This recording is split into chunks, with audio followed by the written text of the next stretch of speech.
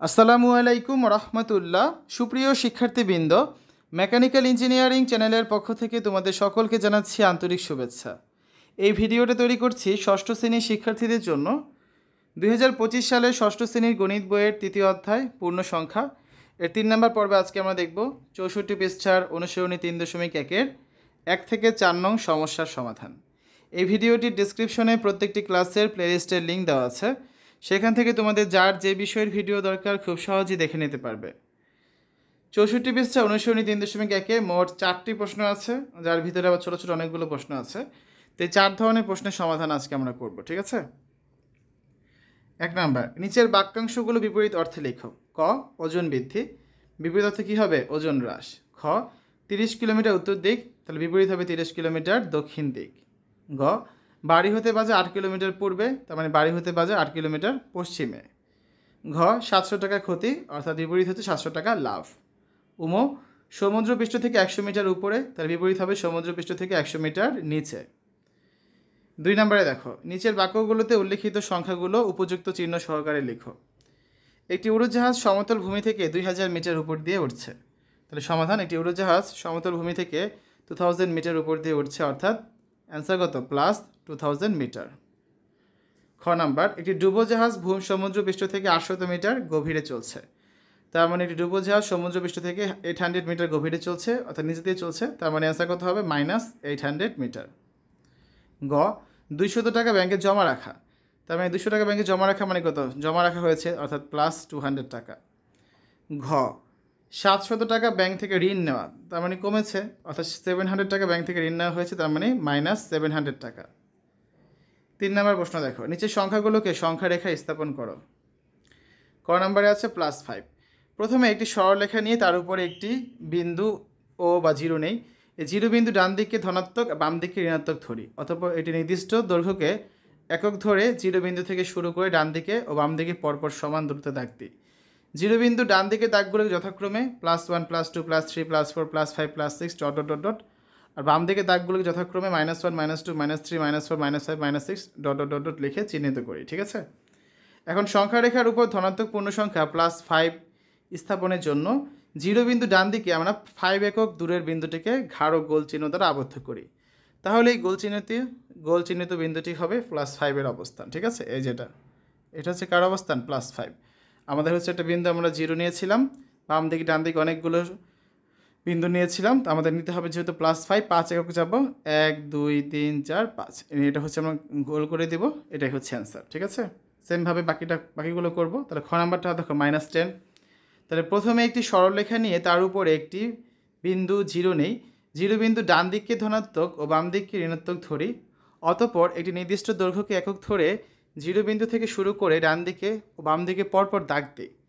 এই জিরো বিন্দু ডান দিকের দাগগুলোকে যথাক্রমে +1 +2 +3 +4 +5 +6 ডট ডট ডট ডট, আর বাম দিকের দাগগুলোকে যথাক্রমে -1 -2 -3 -4 -5 -6 ডট ডট ডট ডট লিখে চিহ্নিত করি।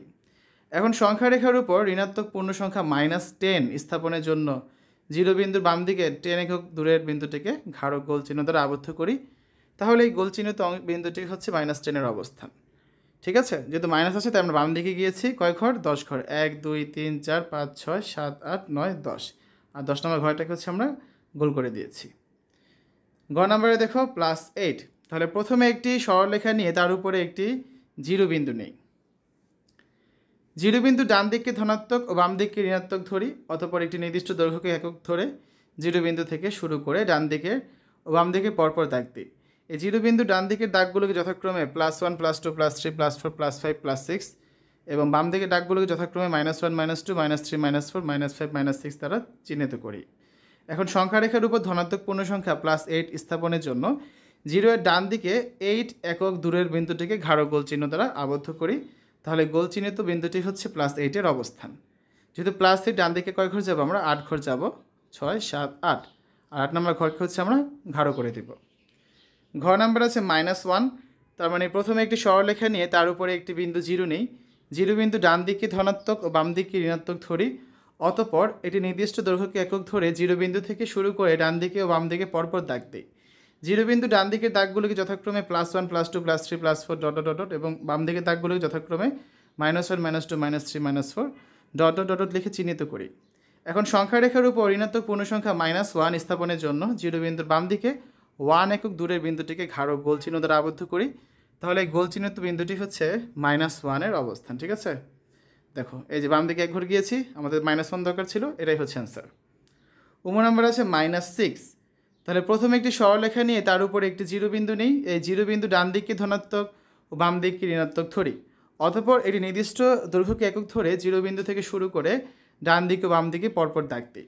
0 বিন্দু ডান দিকের দাগগুলোকে যথাক্রমে +1 +2 +3 +4 +5 +6 ডট ডট ডট ডট, আর বাম দিকের দাগগুলোকে যথাক্রমে -1 -2 -3 -4 -5 -6 ডট ডট ডট ডট লিখে চিহ্নিত করি। এখন সংখ্যা রেখার উপর ঋণাত্মক পূর্ণ সংখ্যা -6 স্থাপনের জন্য আমরা 0 বিন্দু বাম দিকে যাব। কত একক? 6 একক।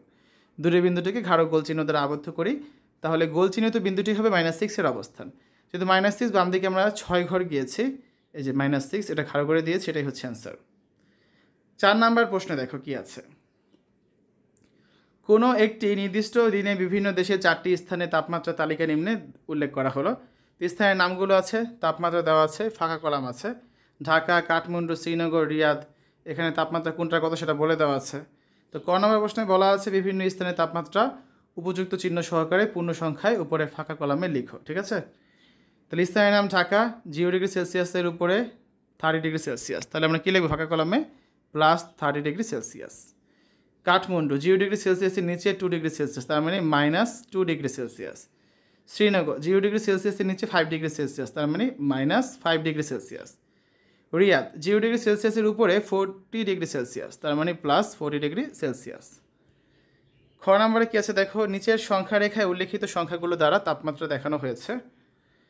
1 নম্বরে বলা হয়েছে তাপমাত্রা অনুযায়ী উপরোক্ত স্থানগুলোর নাম সংখ্যা রেখায় লেখো। তাহলে তাপমাত্রা অনুযায়ী স্থানগুলোর নাম সংখ্যা রেখায় দেখানো হলো। দেখো ঢাকার ছিল +30, তার মানে এটা কত হবে? +30, এটা হবে ঢাকা। তারপরে কাঠমান্ডু ছিল -2, তাহলে এই যে -2 যেটা আছে এটাকে আমরা কী লিখব? কাঠমান্ডু। শ্রীনগর ছিল -5 ছিল এখানে, এটাকে আমরা কী লিখব? শ্রীনগর। আর রিয়াদ ছিল +40, তাহলে +40, এখানে আমরা কী লিখব? রিয়াদ। ঠিক আছে, তো 1 নম্বরটা শেষ। 2 নম্বরে কী বলেছে দেখো, কোন স্থানটি সবচেয়ে শীতল? তা যার তাপমাত্রা যত কম সেই স্থানটি তত শীতল, যার তাপমাত্রা যত বেশি সেই স্থানটি ততই উষ্ণ বা গরম। তাহলে যে স্থানে তাপমাত্রা যত কম সেই স্থানটি তত শীতল। এখানে শ্রীনগরের তাপমাত্রা সবচেয়ে কম, কাজে এখানে শ্রীনগর শীতলতম স্থানে যেটা। ঠিক আছে, তারপর আসো 3 নাম্বারটা, যে সকল স্থানে তাপমাত্রা 10 ডিগ্রি সেলসিয়াসের বেশি সে সকল স্থানের নাম লেখো। ঢাকা ও রিয়াদের তাপমাত্রা 10 ডিগ্রি সেলসিয়াসের বেশি, কারণ ঢাকার হচ্ছে কত? 30 আর রিয়াদের হচ্ছে 40। তাই হচ্ছে আজকের সমাধান। আগামী ক্লাসে আমরা 65 পৃষ্ঠা বাকি যে অঙ্কগুলো আছে এগুলো সমাধান করে দিব। শিক্ষার্থীরা এতক্ষণ তোমরা দেখেছো ষষ্ঠ শ্রেণী গণিত বইয়ের 3য় অধ্যায়ের অনুশীলনী 3.1-এর 64 পৃষ্ঠার 1 থেকে 4 নং সমস্যার সমাধান। আশা করি আজকের এই ভিডিওটি তোমাদের কাছে ভালো লেগেছে। আমাদের চ্যানেলের অন্যান্য ভিডিওগুলো দেখার আমন্ত্রণ জানিয়ে আজ এখানে বিদায় নিচ্ছি। আল্লাহ হাফেজ।